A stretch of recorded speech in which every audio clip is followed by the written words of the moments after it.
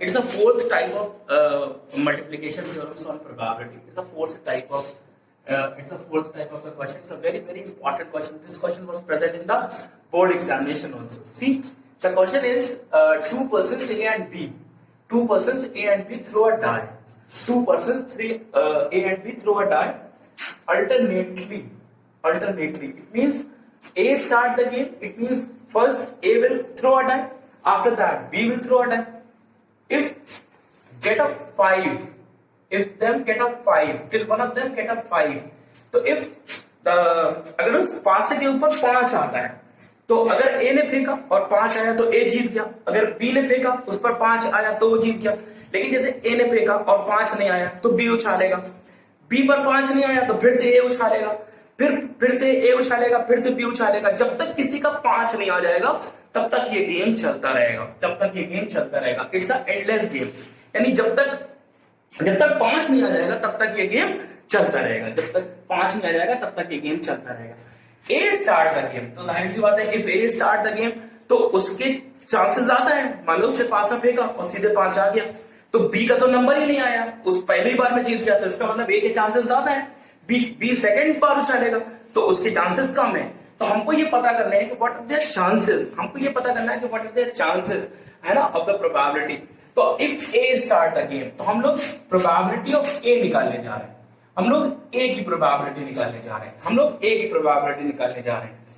तो हमने ले लिया A के लिए P को सक्सेस ले लिया और Q को A का फेलियर ले लिया. हमने A के लिए P को सक्सेस ले लिया और Q को फेलियर ले लिया. तो what is the P is the probability of success. तो what is the probability of success? Getting a 5, यानी हम पासा फेंकते हैं और 5 आ जाए तो इसकी प्रोबेबिलिटी है 1/6.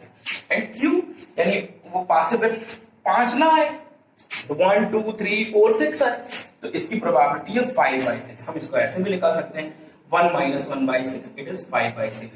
तो P के जीतने की प्रोबेबिलिटी 1/6 है. एक्चुअली P के जीतने के A के सक्सेस की प्रोबेबिलिटी 1/6 है और फेलियर की प्रोबेबिलिटी 5/6 है.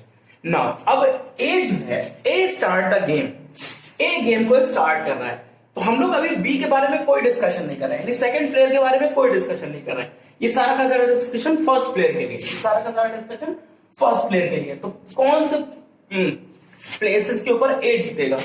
A या तो पहली बार में जीत जाएगा. P is the probability of success. P is the probability of success and Q is the failure of A. ये A का सक्सेस की प्रोबेबिलिटी है और ये A के फेलियर की प्रोबेबिलिटी.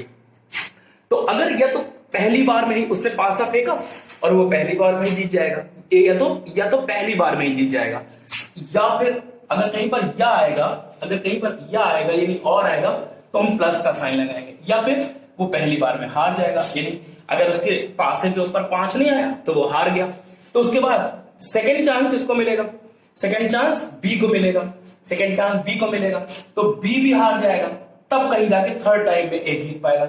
याद रखना हम लोग ये A के सक्सेस की प्रोबेबिलिटी निकालने हैं, B के सक्सेस की नहीं, यानी A के सक्सेस की प्रोबेबिलिटी निकालने हैं. या तो A पहली बार में जीतेगा, या A अगर पहली बार में हारा तो दूसरी बार B उछालेगा. तो B अगर हारेगा तभी तो A का नंबर आएगा, तो थर्ड वन में फिर A जीत पाएगा.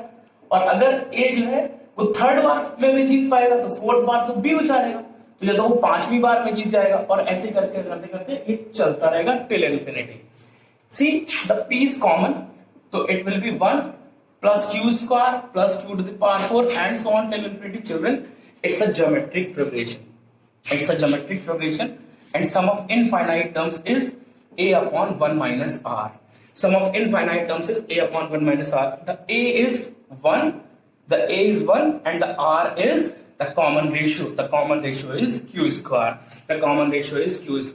So according to this formula, it is P into 1 upon 1 minus Q square. So the answer is P upon 1 minus Q square. Now substitute the value of P. The value of P is 1/6 and the value of Q is 5/6. So 5/6 to the power 2. So it is 1/6 or 1 minus 25 upon 36. 1 minus 25 upon 36. It is 1/6. 36 minus 25.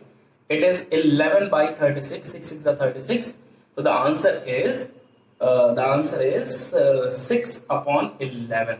The probability of the success of A is 6/11. So what is the probability of B? What are the chances? So it is 1 minus probability of A. So 1 minus 6/11. So it will be 5/11. Because the other two players are only playing, so the success of the probability is 1 minus probability of A. The answer is 5/11. Okay, children. It's a very, very important question. It's a very bus fun.